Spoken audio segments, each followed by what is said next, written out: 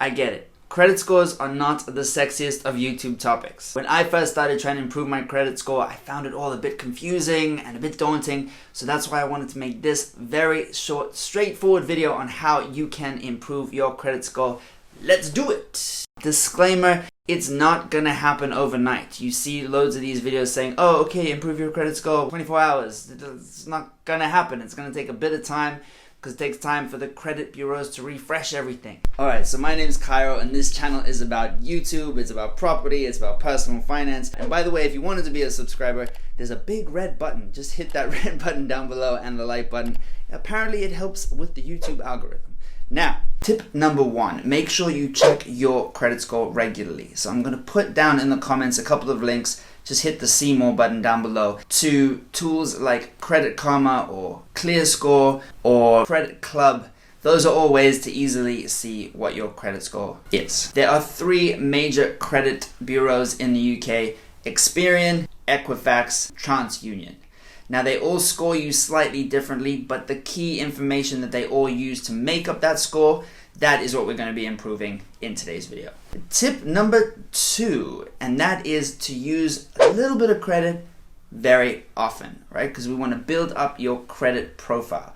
So it's not something to be scared of. It is just prudent to pay off that credit every month so you don't get ahead of yourself, you don't get caught up in anything dodgy, you don't spend too much on one card and forget to pay that off, and that's going to reference back later in these tips. But that's really important. Use a little bit of credit and pay it off every month. Point number 3, and this is crucial, right? You need to have what is called a low credit utilization. So credit utilization basically means of the allowable credit that you have, how much are you using? So it's not that complicated. Let's say you had £1,000 worth of credit on a credit card and you were using £100 of that.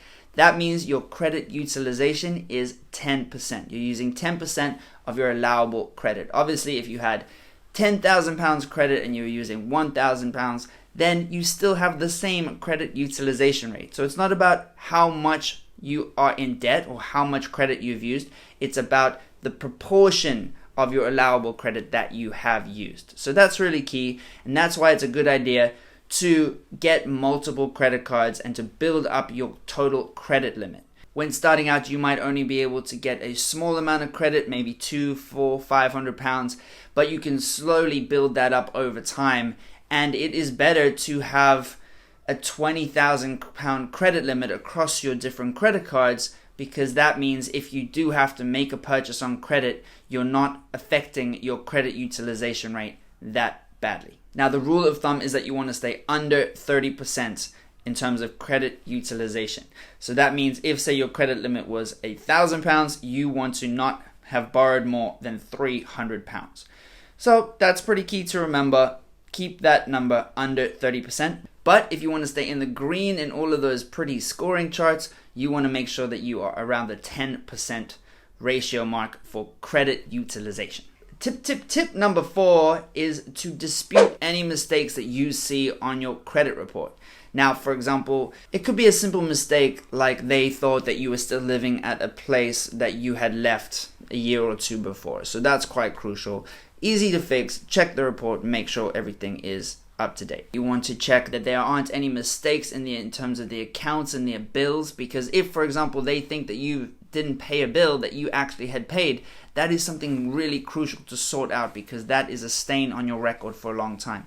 Essentially, when you are building your credit score, you want to be showing future credit providers, whether that's stores or whether that's credit card issuing companies or mortgage providers, you want to show them that you are a reliable bet, that you are going to pay that money back on time, that you're not going to default on that money.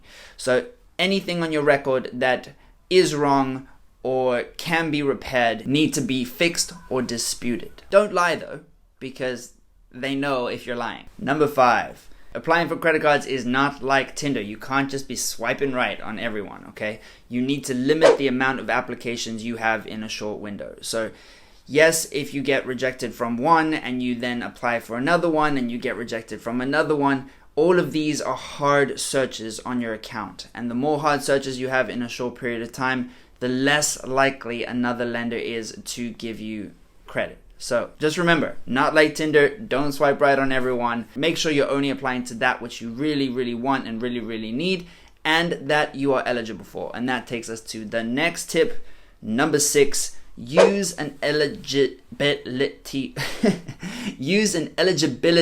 checker. Now I'll pop a link down below to one of those. That's pretty helpful because it sees what you are most likely to be eligible for. It will only suggest that you apply to that which you have a high likelihood of getting. So they do soft searches for these eligibility checkers, so it doesn't affect your actual credit report, and it gives you a better idea of what to apply for. If the eligibility checker says, you got a 50-50 chance of getting this, don't apply, right?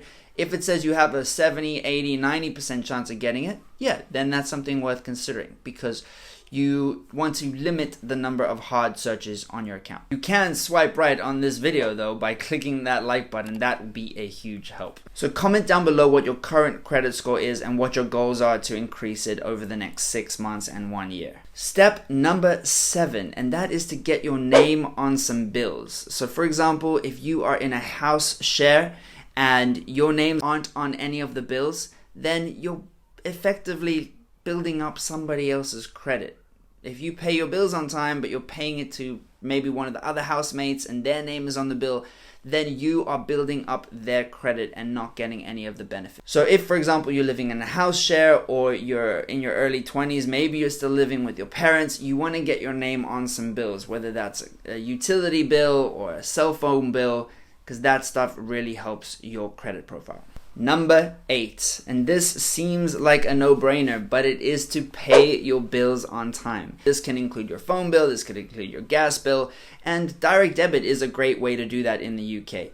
What you can also do to improve your credit score is to use a credit card to pay for certain things, and then use direct debit to pay the balance of your credit card every month. You can use the minimum payment, make sure at least paying the minimum, but you might as well set up an automated payment to pay off the balance of the credit card every single month. So I'm busy editing this video while on holiday, and I realized I forgot to mention one of the most important ways to boost your credit score in the UK, and that is to register to vote and get on the Electoral Roll. So I'm going to pop a link down in the description for how you can register, and it's got lots of benefits and it will definitely boost your score if you have not registered already. Okay, so make sure you check down in the description, because that's where the links are to those tools that you can use to keep track of your credit score. And let me know in the comments what your current score is and what you're hoping to improve it to over the next 6 to 12 months. I hope you found this video helpful. If you got anything from it, please hit the like button and the subscribe button with the bell, because that will really help my channel as well. Now, you can click over there to see how I lived rent-free in London for the last 4 years. That means I have more disposable income to improve my credit score, to invest in businesses, to invest in real estate, and to grow my stock portfolio. So if you're interested in that, click over there. It's a great little tip on how you can try and get rid of one of the biggest, scariest expenses that we all face in this world, and that is rent and mortgage payments.